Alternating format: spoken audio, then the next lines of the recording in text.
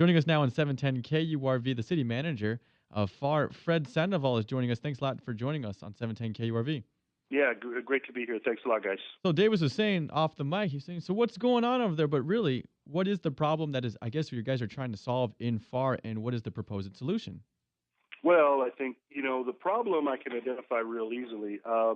We've got a pending issue that I think all cities our size and above are going to be facing here in the near future, and that is the Texas Department of Transportation Turnback Program. Mm-hmm. And what that entails is any city of 50,000 population or above will eventually, of course, there's some, some negotiation that can occur in between, but will eventually incur all state highways within their corporate city limits. What that means is we just basically get them deeded over to us. We, in turn, have to maintain them and repair them, and they just basically become ours. So, we've done some searching with some of our sister cities in the area. I know I've met with the city of McAllen, city of Edinburgh. We've had some folks from Mission get together, and we're trying to come to some sort of a unified solution because a lot of those roadways do affect us. And obviously, from a budgeting standpoint, this is quite a load for some of us. When you're talking about double-digit miles of one state-owned highways and roadways that would become the sole responsibility of the city. And so what we're trying to do is be a little proactive and figure out a way to maybe cost share a little bit and be able to come up with a revenue stream that would allow us to maintain those roadways that were never really under our purview. What state highways are you talking about in Pharr?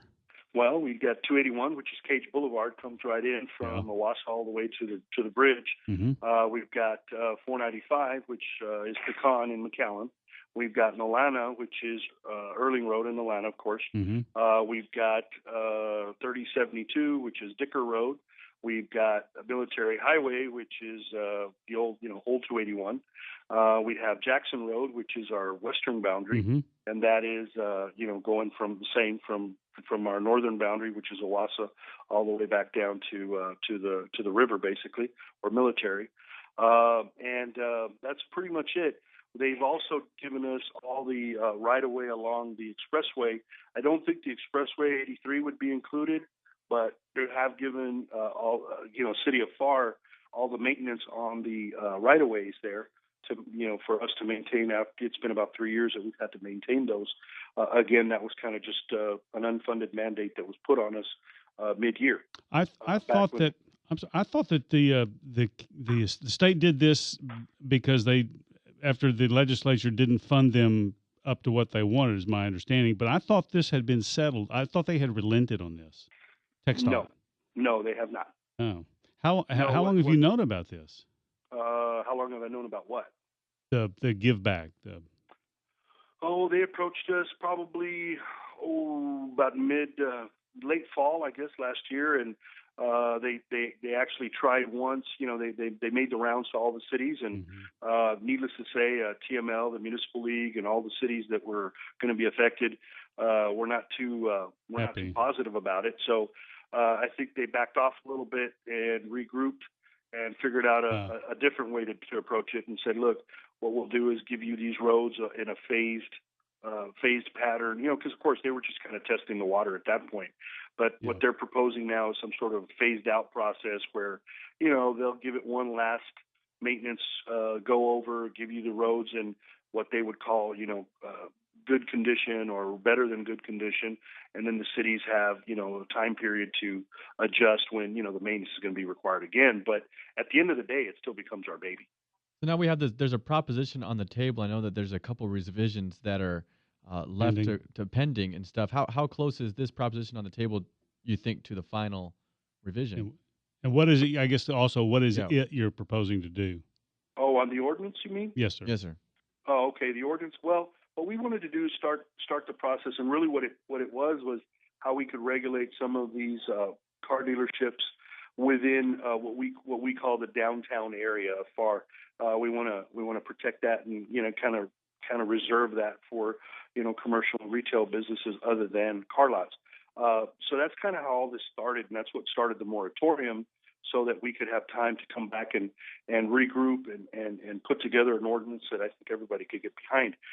During that process, the funding issue came up about some of the roadways in the city and how we were going to be affected, not only with our existing, maintenance issues, but also what would be, soon to be incurred by, TxDOT giving us those roadways.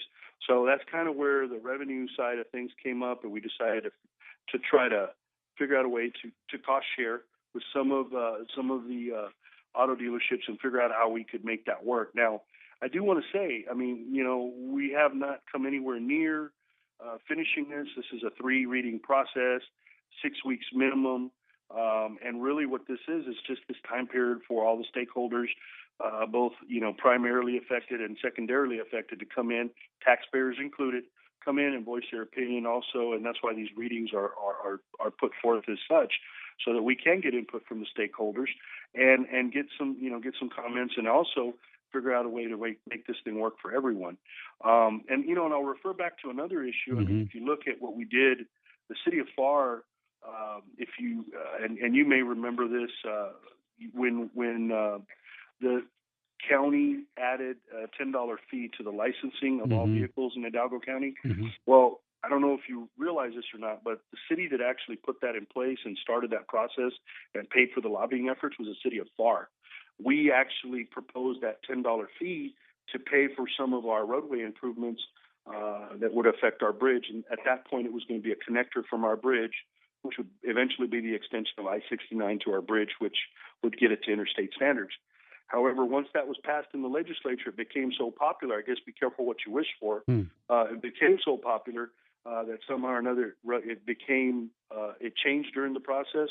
And instead of the revenues coming to the city or a city sanctioned project, it reverted back to the county. The county then dedicated those funds to the RMA, and the rest is history. But that $10 fee was put in place for just that purpose, for roadway projects. Somehow or another, it changed during the legislative process and became something to be like, I guess, an RMA driven placeholder for their revenue stream, so they could issue bonds for whatever they needed to do. But I guess what I'm trying to say is we've been cutting edge on this before. We've had both on the legislative side and and at the local side, trying to be a little bit innovative on how we can fund some of this stuff. So I think this is no different than what we've done before. It's just a matter of how we can come to terms with our needs and our necessities and what our revenue stream is, and hopefully we can all come together with all the stakeholders and make this work. And we certainly don't want to overburden anybody or add another tax or anything like that. But the fact remains is that somehow or another we're getting unfunded mandates put on us, and sometimes it's a little hard to put on the existing taxpayers that we have. Last question for you, because we're coming up against a break. Are you receiving any pushback yet from any car dealers? Have they egged your car yet, Mr. Sandoval? No, not yet. But like I said, I change parking spaces regularly. It's going to be a little hard. Well, thank you so much, sir. Well, we'll just have to read between the lines on that one, Mr. Sandoval. Thank you for your time this Friday afternoon. We appreciate it. I appreciate y'all's time. And like I said, anything I can do to further clarify this, please call me. Yes, sir. Fred Sandoval is the city manager in Pharr. I'm Davis Rankin, along with Kennedy LaFave. You're listening to The Drive Home on 710 KURV.